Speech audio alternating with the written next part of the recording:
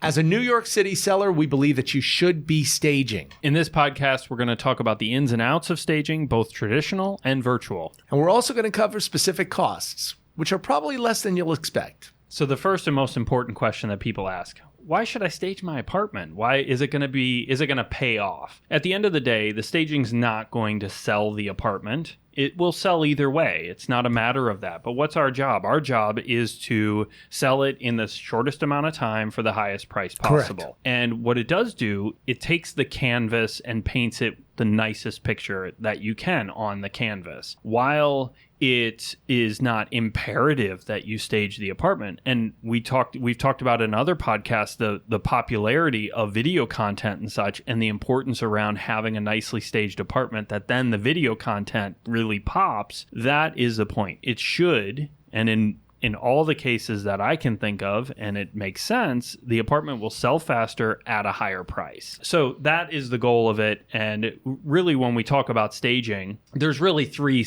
options of staging. So the first option would be working with your agent. The second option is virtual staging. And then the third would be hiring a professional stager. When you were talking about the importance of staging, I just want to also say that, look, whenever you go shopping for something, it could be groceries, let's say produce, or you're going in to look for a blouse or a dress or a shirt or a suit or something. You're looking for something that looks the best to you. You know what I mean? You're not going to buy the moldy piece of fruit when you could buy the really beautiful peach. I'm just using that as an example. So what I'm saying is that one of the things that we've learned as real estate agents, as we've walked through apartments over the 20 years that we're together, practically, we've seen where we've walked into apartments and they've showed subpar.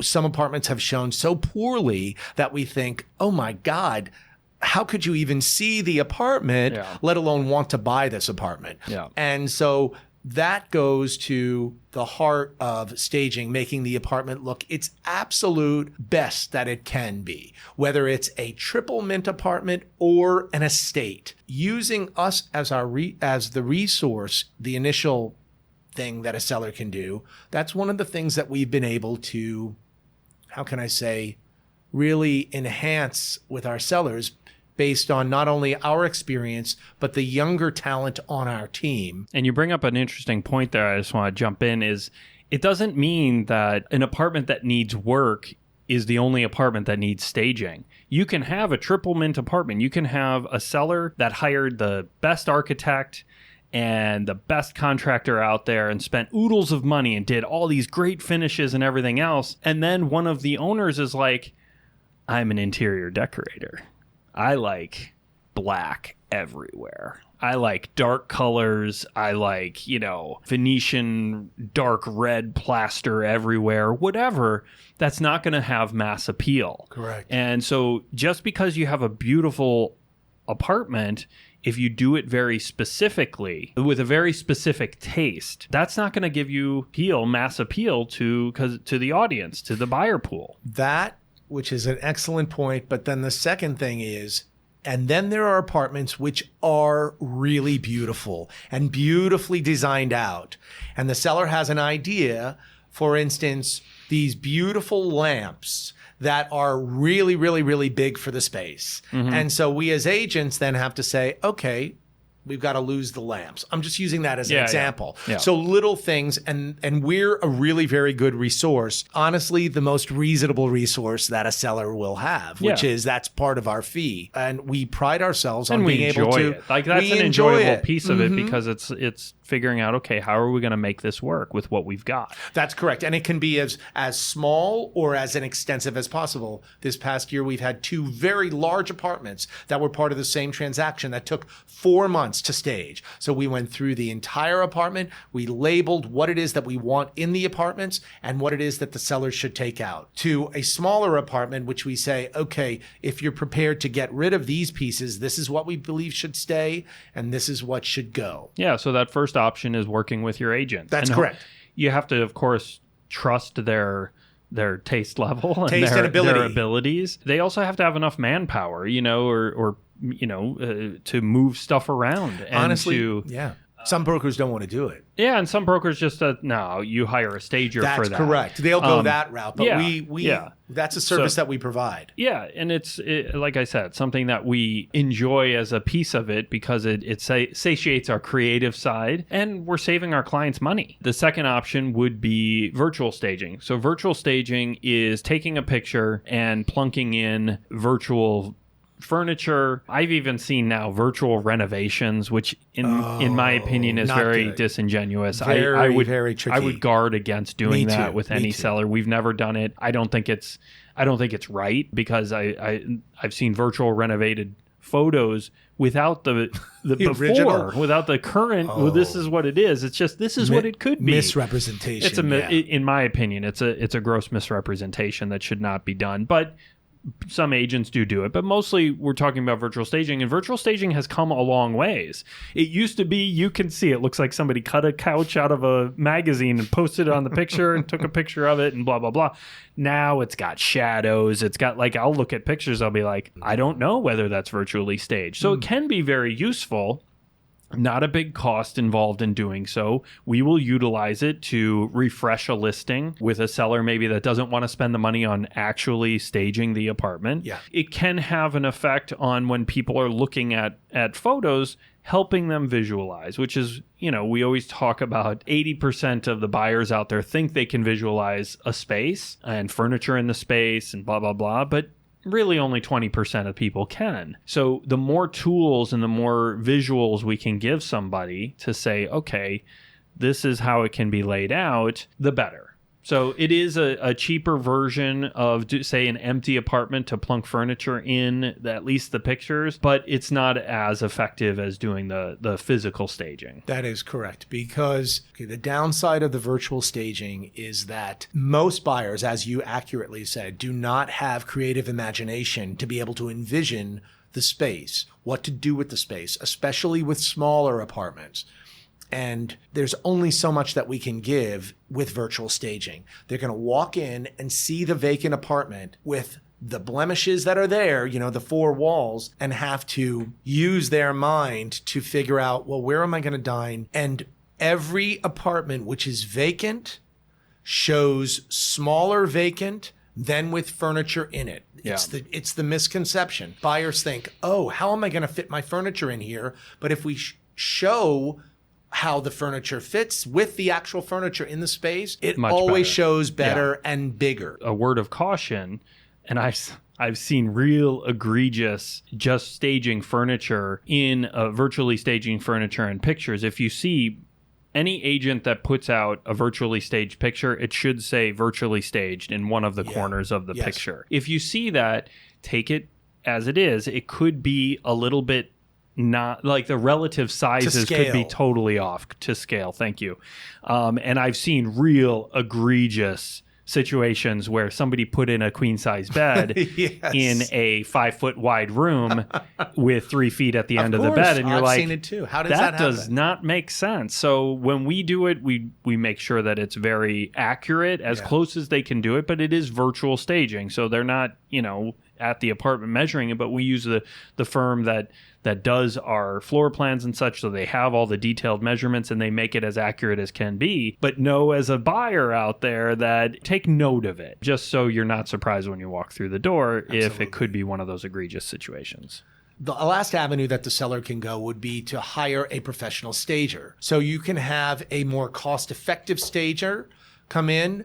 To the sky is the limit when it comes to stagers who will do very, very high-end real estate projects. Depending on one's budget, depending on what one is prepared to do, and then also depending on the counsel of the broker. Around the property type and such. That is correct. That's where we're very highly effective. We have stagers who we've used for years, who we trust. And then what we will do is we'll come in with the stager and we will get an estimate based on what we feel should take place in the apartment, meaning, do all the rooms need to be staged? Kind of a semblance of budget from the seller. And then we'll work and then we'll educate the seller. So usually what we experience are staging contracts that are usually about 4 months, and then they'll many times the stager will include a complimentary 2 months over that. We will always opt for the seller to have the longest amount of time with regarding the staging contract, as well as any discounts that's offered from the stager to the brokerage house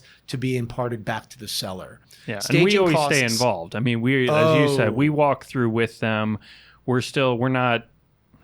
never through the process handing off a total responsibility to somebody else, unless of course the attorney, something like that. But when it comes to marketing, we are very intimately involved to make sure that we agree with just that they pick the pieces and the these sorts of things, but what we actually want to do, both budget wise for our seller to keep it reined in, but then also, sometimes they will have ideas that we're like, no, we'd like to do something a little bit different. And they'll send us the prop list, so to speak, the furniture list, and we'll say yay or nay on that. So then the costs.